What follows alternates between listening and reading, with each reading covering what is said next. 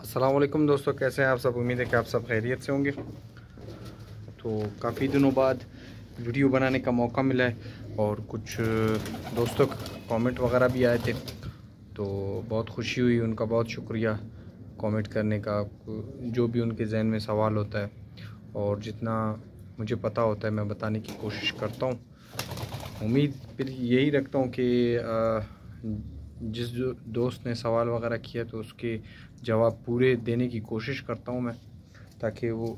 जिस नीयत से वो सवाल वगैरह करते हैं और जिस उम्मीद से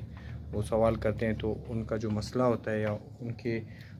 दिलो दिमाग में कहीं कोई कमी महसूस होती है तो वो फिर क्लियर हो जाती होगी। उम्मीद इसी तरह रखता हूँ मैं। तो शौक़ में काफ़ी ऐसी चीज़ें हैं जो बहुत छोटी और बहुत नाजुक होती हैं, उनको साथ लेके चलना, तभी बर्ड्स जो है ना सही ब्रीड भी करते हैं और क्या कहते हैं, बच्चे जो होते हैं उनके भी हेल्दी निकलते हैं। काफ़ी ऐसे होते हैं जो पेयर्स में मसले होते हैं ना, क्योंकि ये जो है ना जब दाना देते हैं, जब भराई करते हैं बच्चों और उनमें कोई वायरस हो तो वो ऑटोमेटिक बच्चों में ट्रांसफ़र हो जाती है। आगे अल्लाह को पता है, लेकिन जो आसार मुझे नज़र आते हैं तो मैं अपने हिसाब से ही आप लोगों को बताते रहूँगा। तो पहले तो जोड़े जो आप नए जोड़े लगाएंगे, एक दोस्त ने पूछा था, अभी नाम मुझे याद नहीं है, कि नए जोड़े कैसे लगाएं। यार जो एक सही प्रोसेस होता है जोड़े लगाने का, तो वो इस तरह के एक तंदुरुस्त परिंदा ही जो है ना अच्छी ब्रीड कर सकता है, और जो उनकी ब्रीड में जो नस्ल में जो असर होता है वो सही तरीके से बच्चों में आ जाते हैं। और जब वो जिस्मानी तौर पे और या कोई और हेल्थ के तौर पे उनमें कोई मसला आ जाता है, तो उस वजह से बच्चों में अगर आप जो कलर चाहते हैं या पहले आपके बर्ड्स ने जो कलर दिए हैं बच्चों में, वो कलर्स जो है ना सही तरीके से बच्चों में नहीं आ रहे हैं इस दफ़ा, तो लाजमी बात है बर्ड्स में कोई मसला होगा, कोई विटामिन्स की कमी होगी या उसे कोई इस तरह का मसला होगा जिसकी वजह से जो है ना बच्चे सही नहीं आ रहे। तो हालत काफ़ी बुरी है रेज़गे की, जो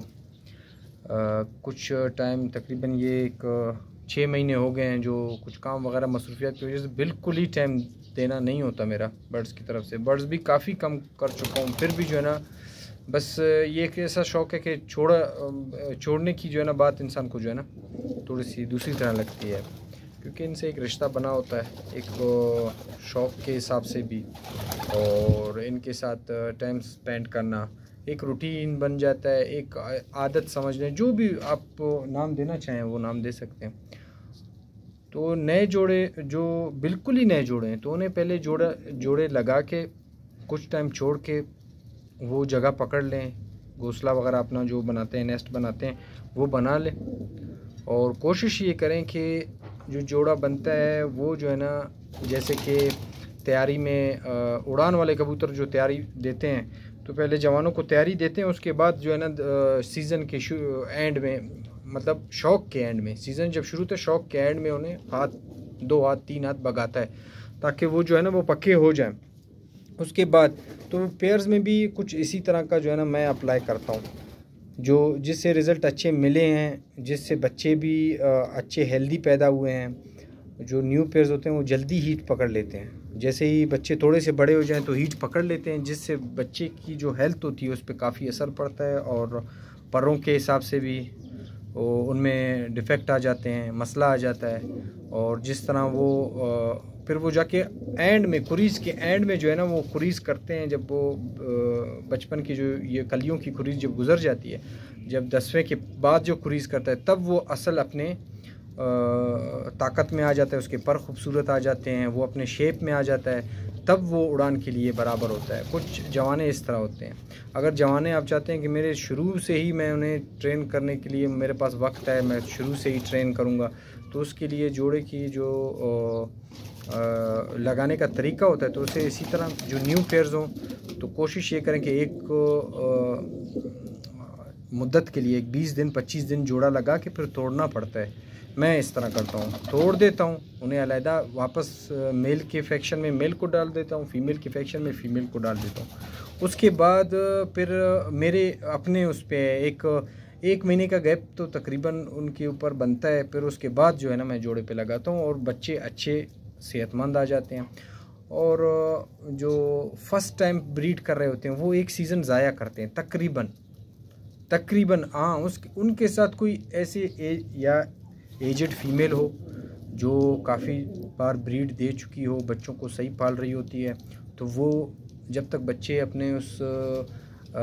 हिसाब में, उस साइज़ में नहीं आ जाते, तो वो अंडों से इतना जो है ना, वो मेल की जितनी भी मेल हीट पे हो तो वो अंडे पे नहीं आती है वो फीमेल, जब तक बच्चों का वो प्रोसेस पूरा नहीं होता। और मेल के ऊपर भी इस तरह, लेकिन मेल से ज़्यादा जो फीमेल होती है ना, वो एजेड जो है ना, वो बिल्कुल परफेक्ट काम बन जाता है। अगर कि दोनों यंग हैं तो वो 1 सीज़न उनका ख़ास ख्याल रखना पड़ता है। बच्चों को हो सकता है कि ब्रीड के जो ब्रीड कर रहे हों तो बच्चे आपको ख़ुद बराई, वो ये है कि क्विक जो है ना ब्रीड देते हैं आपको, बच्चे अभी तक सही बड़े नहीं हुए तो दूसरे बच्चे निकल जाते हैं। इस तरह उनकी ब्रीड की जो ताकत होती है वो जल्दी ब्रीड हम तक पहुंचा देते हैं, लेकिन उनका संभालना जो होता है, एक प्रॉपर उनको टाइम देना होता है, बच्चों की हमेशा बराई चेक करनी होती है। जो फार्म वगैरह जो रखे हैं, जिन्होंने सेटअप पूरा फार्म का रखा हुआ है, तो वो इन चीज़ों को गौर से जो है ना वो करते हैं ताकि बच्चे कमज़ोर ना हो। कमज़ोर होंगे तो उसमें मसले ऑटोमेटिक आ जाते हैं, कमज़ोरी के हिसाब में, सर्दी के हिसाब में, लकवे में आ जाते हैं, खुशकावे में आ जाते हैं, बहुत से उनकी चीज़ें जो है ना वो आ जाती हैं। क्योंकि शुरू से ही जब उड़ान के लिए भी एक दस्ते के लिए एक फ़ाइटर जब इंसान तैयार करता है तो वो बचपन से ही उन्हें ठोस बनाना पड़ता है। एकदम से ठोस बनाएंगे तो वो फेल हो जाएगा, वो जवाना, वो बच्चा सही सर्वाइव नहीं कर पाएगा, या तो गिर जाएगा या तो वो बीमारी में आ जाएगा। तो शुरू के प्रोसेस सॉफ्ट शुरू करते हैं, फिर उसके बाद हार्ड जो है ना उसमें डाल देते हैं पक्के करने के लिए। तो जोड़ा आप लगाएं जो आपको पसंद है बर्ड्स, और कोशिश ये करें जब न्यू बर्ड्स होते हैं, पेयर जो न्यू लगते हैं, तो उनके जो ब्रीड होती है, उनके बच्चे जो होते हैं, उनको सही तरीके से आपको चेक करना पड़ेगा। शुरू के दिनों में तो कोई मसला नहीं होगा, जब वो अंडों पे आ जाए या दूसरे बच्चे आ जाएं, या तो जोड़ा फुल हीट पे आ जाए, बच्चों को दाना देना कम कर दे, तब आपका काम होता है कि आप उनकी बराई करवाएं। वो इंजेक्शन के थ्रू करवाएंगे आप बराई।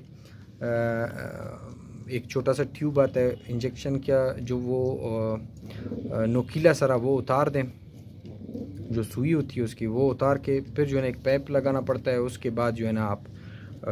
छोले को पाउडर के फॉर्म में भी वो करके जो है ना दलिए की तरह थोड़ा सा लिक्विड हो वो भर के एक सिरिंज भी आप बच्चों को देंगे तो वो अपना साइज़ बरकरार रखेंगे।